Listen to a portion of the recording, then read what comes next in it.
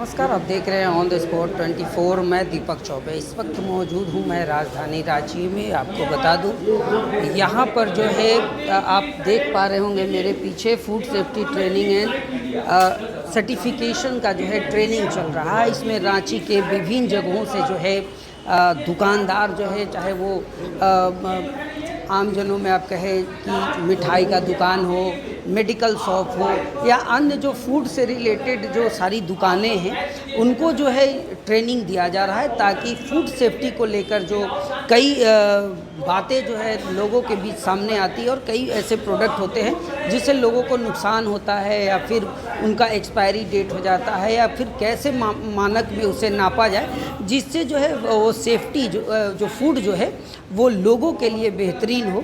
उसको लेकर जो है संजीव जी जो है उनके द्वारा जो है यहाँ पर कई जो है दुकानदारों को यहाँ पर बुलाया गया है, चाहे वो मेडिकल शॉप चला रहे हो या फिर उनका जो है मिठाई का दुकान हो या फिर इस तरह के किराना दुकान हो, जो जनरल स्टोर जिसे हम कह सकते हैं। तो उन लोगों को जो है ट्रेनिंग दिया जा रहा है, जिसको जो है डॉक्टर राकेश जी से हम लोग बात करेंगे और जानने की कोशिश करेंगे कि क्या क्या ट्रेनिंग का जो है फ़ायदा है लोगों को मिलेगा और क्या अवेयरनेस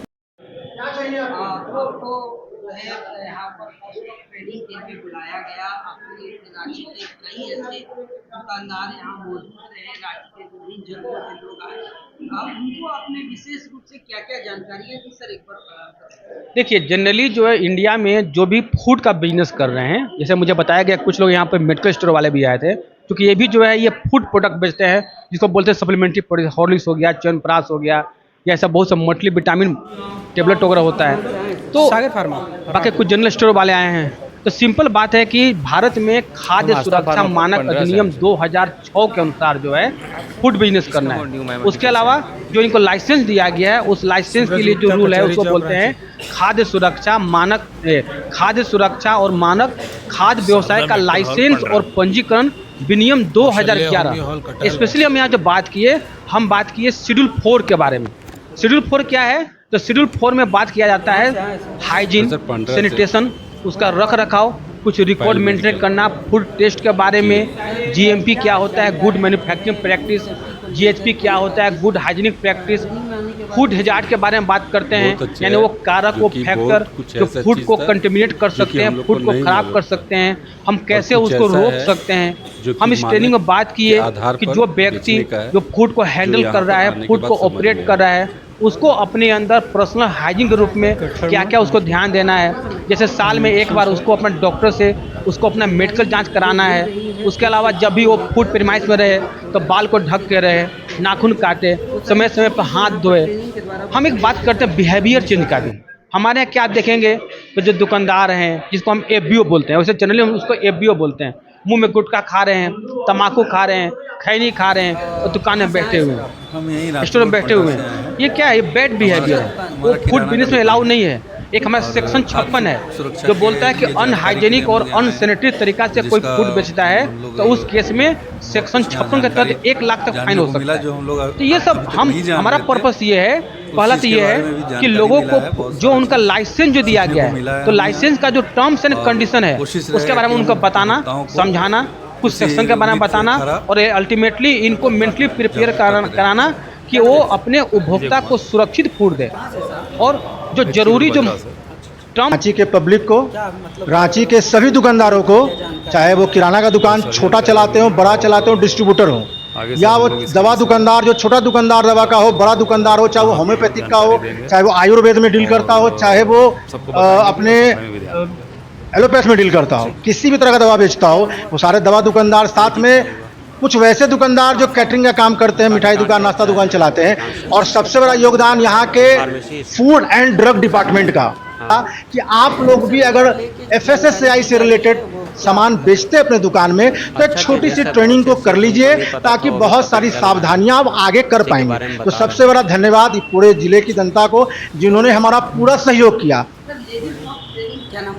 लेजर सॉफ्ट भारत की एफएसएसएआई की ट्रेनिंग पार्टनर है, ऑथराइज ट्रेनिंग पार्टनर लेजरसॉफ्ट है, जो पूरे भारत में ट्रेनिंग कराती है। नॉर्थ ईस्ट में नंबर 1 है, साउथ की नंबर 1 है, जो फूड सेफ्टी ट्रेनिंग सर्टिफिकेशन का काम करती है। और उसका झारखंड कोऑर्डिनेटर मैं हूं। मैं लोगों को कोऑर्डिनेट करता हूं, लोगों को बताता हूं फूड सेफ्टी के बारे में, और उन्हें मोबिलाइज करके एक प्लेस पे लाता हूं ताकि उनका और उनके द्वारा एक अच्छे समाज का निर्माण हो, जहां सब लोग एक अच्छा खाना खा सके, एक अच्छा फूड सप्लाई चेन बन सके। क्योंकि बहुत सारे जो दुकानदार भाई हैं, ये फूड सप्लाई चेन से जुड़े हुए हैं। ये बनाते कुछ नहीं है, लेकिन बेचते तो हैं। स्टोरेज कैसे करें, मैनेज कैसे करें, तो ये सारे का सारा श्रेय रांची की जनता को जाता है, जो रांची में दवा दुकान चला रहे हैं, किराना दुकान चला रहे हैं। ये सारा का सारा श्रेय उनका, और साथ में जो पदाधिकारी यहाँ के फूड सेफ्टी ऑफिसर वर्तमान को एक अच्छा फूड देना, ये सब उनका सहयोग है।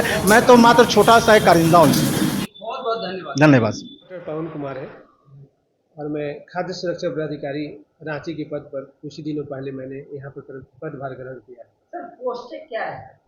फास्टैग एक FSSAI के द्वारा प्रायोजित प्रशिक्षण कार्यक्रम है, जिसमें खाद्य कारोबारियों को खाद्य सुरक्षा के मानक, उनके अंदर बनाए गए नियमों की जानकारी दिया जाता है, जिससे खाद्य कारोबार करते समय खाद्य कारोबारियों के द्वारा खाद्य सुरक्षा अधिनियम का उल्लंघन कहीं नहीं हो जाए, और अगर उनको जानकारी रहेगी तो वे लोग उपभोक्ताओं को सुरक्षित खाद्य सामग्री उपलब्ध करा पाएंगे। सर फूड सेफ्टी ट्रेनिंग और जो सर्टिफिकेशन का जो इन दिनों कार्य चल रहा है आपके पूरे रांची में, आपके अंदर, तो सर इससे क्या होगा, लोगों में किस तरह का अवेयरनेस हो पाएगा? यह जो प्रोग्राम FSSAI के द्वारा पूरे इंडिया में चलाया जा रहा है, और इसमें बहुत सारे FSSAI के द्वारा इंडिपेंडेंट एजेंसी है जिनको प्रशिक्षण देने के लिए आदेशित किया गया है। तो ऐसे कंपनियां, एजेंसियां खाद्य कारोबारियों को प्रशिक्षण देती है, और प्रशिक्षण के क्रम में उन्हें खाद्य सुरक्षा के नियमों के बारे में बताया जाता है और जानकारी दी जाती है, और उनको सर्टिफिकेशन भी दिया जाता है, और जो कि उनको सक्षम बनाता है खाद्य सुरक्षा के नियमों का पालन करने में। सर आम लोग जो दुकान खोल के बैठे हैं, चाहे वो मिठाई का दुकान हो या फिर मेडिकल शॉप हो या फिर किराने शॉप हो, इन सारी चीज़ों पर जो खाने पीने की जो सामग्रियाँ मिलती है वो सब कहीं ना कहीं फूड डिपार्टमेंट के ही अंदर आता है, तो उनके लिए क्या एक संदेश देना चाहिए? जितने भी खाद्य कारोबारी हैं, जो खाद्य व्यापार करते हैं, चाहे छोटे कारोबारी हैं या बड़े कारोबारी हैं, तो सबको, जो जितने भी कारोबारी हैं, सबको लाइसेंस देने की आवश्यकता है। सबसे पहले वे लाइसेंस ले लें अपनी दुकान का, तभी दुकान का संचालन करें। अगर छोटे कारोबारी जो PT बिजनेस ऑपरेटर्स हैं, वेंडर्स हैं या हॉकर्स हैं, उनको भी रजिस्ट्रेशन कराना जरूरी है।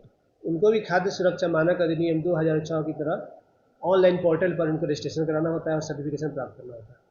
सर इसमें क्या बड़े बहुत ज़्यादा अमाउंट वगैरह लगता है, या छोटे कारोबारी से बहुत कम कीमत पर और बहुत सहूलियत से ले सकते हैं? हाँ, बहुत सहूलियत से ले सकते हैं। खुद ही उसका ऐप है, FSSAI के द्वारा एक ऐप बनाया गया है।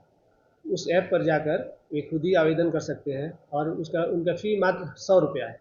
100 रुपये पर रजिस्ट्रेशन कराएंगे, और लाइसेंस का फ़ी उसका कैटेगरी के आधार पर निर्धारित किया गया है। जैसे जो सामान्य रिटेलर है उनका 2000, मैन्युफैक्चरर है 3000 से 7000, इस तरह कैटेगरी बांटा गया है। लेकिन जो छोटे व्यवसायी हैं जो रजिस्ट्रेशन कराना चाहते हैं, मात्र 100 रुपये में खुद ही मोबाइल ऐप के द्वारा भी आवेदन कर अपना रजिस्ट्रेशन प्राप्त कर सकते हैं। और सर उनको ट्रेनिंग मुफ्त दी जाती है, उसका कुछ कॉस्ट भी लगता है? नहीं, वो खुद प्राप्त कर सकते हैं, लेकिन हम लोग सरकार के द्वारा संचालित होती है, उस समय हम लोग को फ्री में उपलब्ध कराते हैं। लेकिन उनकी जिम्मेदारी है कि छोटे कारोबारी को हम लोग मुफ्त कराते हैं, और जो सक्षम कारोबारी है वे खुद ही उनको अपना सर्टिफिकेशन प्राप्त करना है एजेंसियों को। फिर सर आम दुकानदारों को आप क्या कहेंगे सर, आपके ट्रेनिंग प्रोग्राम में आना चाहिए? बिल्कुल आना चाहिए, और लाइसेंस लेना चाहिए। फर्स्ट ट्रेनिंग प्रोग्राम अटेंड करना चाहिए, और मार्केट में ये भी देखना चाहिए कि जो एजेंसी है वो प्रमाणित है कि नहीं। और अगर किसी प्रकार की जानकारी लेनी हो तो खाद्य सुरक्षा कार्यालय से संपर्क किया जा सकता है, क्योंकि ऐसा नहीं कि मार्केट में क्यों गया आप किसी को आप पैसा देकर रसीद काट दिए। आपको जानना चाहिए कि जो हमको जिसको पेमेंट कर रहे हैं या जो ट्रेनिंग देने वाला है प्रमाणित एजेंसी है कि नहीं। जिसको आप लोग सर्टिफिकेट मुहैया करा रहे हैं उनके लिए मानक क्या है? सर्टिफिकेट FSSAI मुहैया कराती है। मैंने कौन ट्रेनिंग का सर्टिफिकेट आप दे रही है, उसकी मानकों क्या है? उनके लिए मानक निर्धारित किए गए हैं। हाँ, उनका मानक है कि पहले स्वच्छता मेंटेन करेंगे, और फिर जो भी है जैसे हाइजीन का नियम और उसके बाद साफ़ सफाई, बहुत सारे उसका पैरामीटर बना गया है। हम लोग इंस्पेक्शन जब करते हैं उसके अंतर्गत रहते हैं। तो जो ट्रेनिंग लेते हैं खाद्य कारोबारी, उन्हीं को उनके मानकों के बारे में, खाद्य सुरक्षा के मानक के बारे में, जो भी जितने भी प्रकार के खाद्य कारोबार हैं, चाहे रिटेलर हो, चाहे फूड बिजनेस हो या मैन्युफैक्चरर है, सबका अलग अलग स्टैंडर्ड बना हुआ है। तो खाद्य कारोबारियों को जानकारी प्राप्त कर ही इसको किया जाता है, इसीलिए प्रशिक्षण बहुत जरूरी है।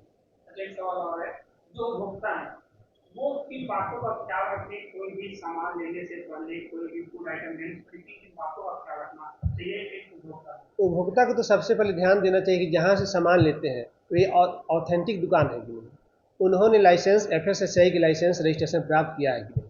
उसके बाद जो भी पैक्ड सामान है उस पर एक्सपायरी डेट, बेस्ट बिफोर देखेंगे, लाइसेंस नंबर देखेंगे, बिल ले लेंगे तो और अच्छा, बिल भी लेंगे।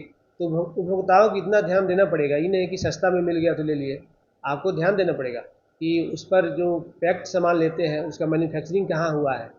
हाँ, लेकिन सबसे इम्पोर्टेंट है कि जिस दुकान से लेते हैं उन्होंने FSSAI से निबंधन लाइसेंस प्राप्त किया है, देखना पड़ेगा। अरे जो झारखंड खास करके ग्रामीण क्षेत्र के जो लोग हैं जो उतना अवेयर नहीं है, उनके लिए आपकी जो संस्था है, आपका ऑफिसर जो है वो क्या पहल कर रहे हैं, क्या मुहिम चला है उनको अवेयर करने के लिए? हाँ, उनको भी जागरूक करने की आवश्यकता है। तो हम लोग समय समय पर प्रचार प्रसार करते हैं और फ्री में लाइसेंस रजिस्ट्रेशन का कैंप भी आयोजित करते हैं। तो इसके द्वारा उनको हम लोग करते हैं, मीडिया के द्वारा भी हम लोग सूचना करते हैं।